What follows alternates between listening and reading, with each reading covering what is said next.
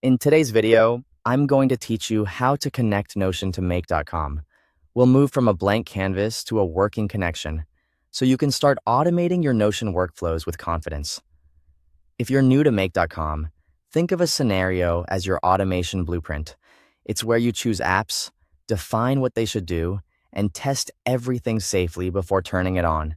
Start by opening Make.com and selecting Create Scenario. This takes you to a visual editor with a clean canvas and a plus button at the center. That plus button is how you add your first app module. Click the plus button and search for Notion. Select the Notion module to add it to your canvas. Modules are the building blocks of your automation. Each one represents an action, like reading from a database or creating a new item. Before the module can do anything, you need a secure connection. Click Create a Connection. A window will appear to link your Make.com account with Notion. You can give the connection a clear label so you recognize it later, especially if you manage multiple workspaces. Next, sign into your Notion account and authorize Make.com. During authorization, choose the correct workspace and grant access to the pages or databases you plan to use. If you prefer tight control, limit access to only the specific pages you need. You can adjust these permissions in Notion later if your setup changes. Now, it's time to pick what you want Notion to do.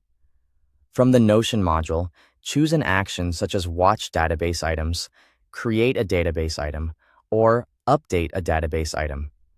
Watch database items helps you monitor new or changed entries so you can trigger workflows when your data updates. Create a database. Item is perfect for adding new rows automatically from other tools. Update a database item lets you modify existing entries based on your logic. Depending on the action, Make.com will guide you to pick a database and any relevant fields so the module knows exactly where to work. With the action selected, click Run once to run a safe test and verify the connection works. If you're watching a database, make sure there's at least one item present so the test has data to read. If anything fails, double-check permissions and that you selected the correct database. Finally, click Save to keep your scenario.